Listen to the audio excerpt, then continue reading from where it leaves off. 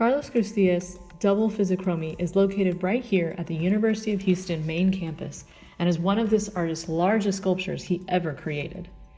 This artwork explores the artist's concept of additive color, meaning color that does not exist on the surface but is perceived by the eye.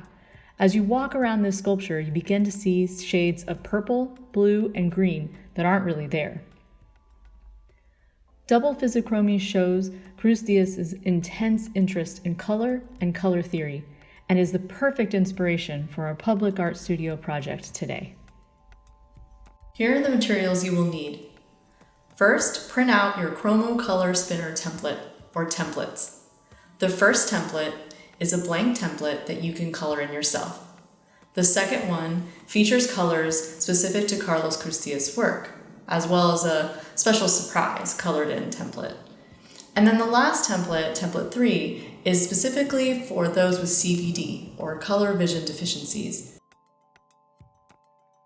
Cardboard or cardstock, markers, crayons or color pencils, string or twine, invisible tape, scissors, and glue. It's easiest to use a glue stick, but you can use whatever glue you have available. Step number 1 is, of course, to print out your template. This is a blank template. If you went ahead and printed out the colored ones, you can go and skip to step 2. If you're going to fill them in, please keep in mind that regular typing paper at home is, of course, great with crayons or with most markers, but if you're going to use some like glitter glue, or you're going to really try to fill it in with a more watery marker, that you might want to use cardstock when in your printer before you print these blank templates, just to keep that in mind. So what I like to do, you can color them while they're on here. I like to cut them out. So I would cut them out first, because then you can use that circle to kind of trace for your card or cardstock, and that will be step number 2. So your spinners are cut out. I like to go ahead and prepare the cardboard next, but if you are anxious to color in, you can start that. I just want to use the cutouts as a template to trace for your cardboard. I like to flip over the uncolored side, or the side that you're not coloring in, to use as my tracing template, just in case if you get a mark, you're getting it on the opposite side. And then you can either start filling in your templates, or you can go ahead and cut this out.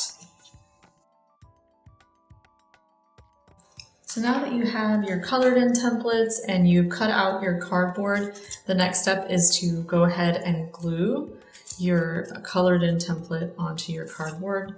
I just think glue stick is the quickest and easiest method, but whatever you have at home will work. Just be sure that you let your glue dry completely before you go on to the next step, because that is going to be you cutting out these holes to make your spinner. And you definitely want all the glue completely dry before you do that. So here are my 2 finished spinners that I made that are glued on to the cardboard. Here's a glitter one that was really fun.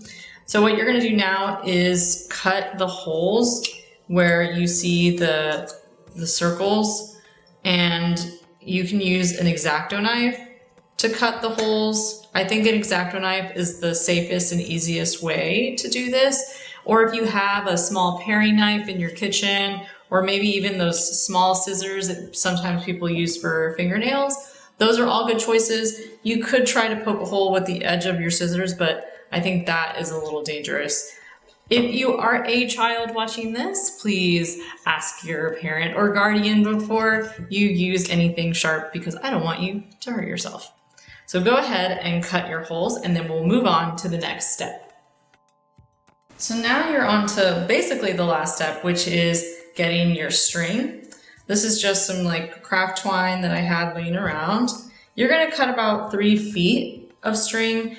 Basically, you want enough up to make a loop where you can hold the spinner and do this, because the spinner is going to be in the center there, and you're going to want to do this. So about like, body width apart. If you're a younger, smaller child, might want something smaller, but you don't want to go too small. You don't want a teeny amount because you're wanting to get this twine all wound up so you can get the spinner to spin. So about 3 feet is what you will need.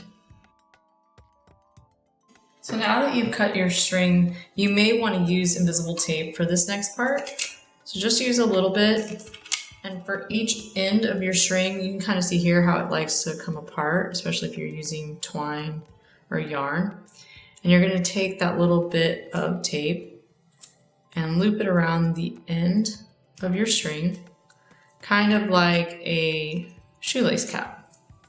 And this should help you to get your string and thread it into your hole a little easier.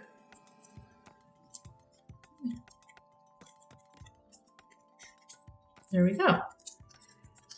And you might need to make your holes a little bigger. You might need to fuss with it a little bit, but the tape should help you out some. And once you've strung it through either side, go ahead and knot the two ends together in just a regular knot. And you can leave the excess or cut it off. And now your spinner is complete. Now all you have to do is learn how to spin it.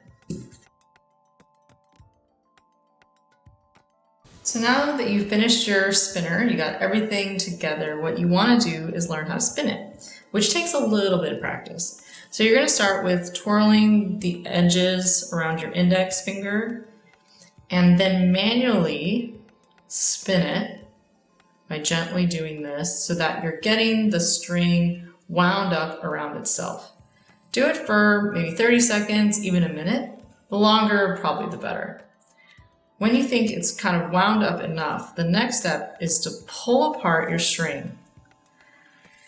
And the way that you get it to keep going is when you pull it apart, let your arms come gently back together.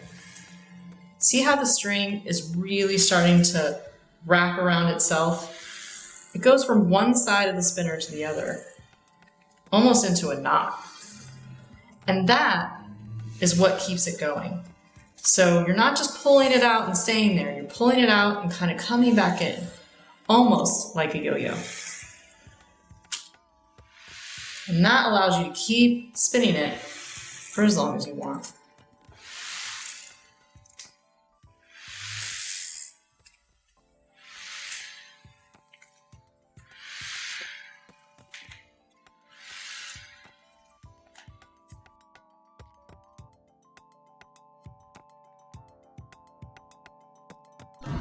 Thanks for joining me on another virtual public art studio. I hope you enjoyed making this colorful craft, and I will see you next time.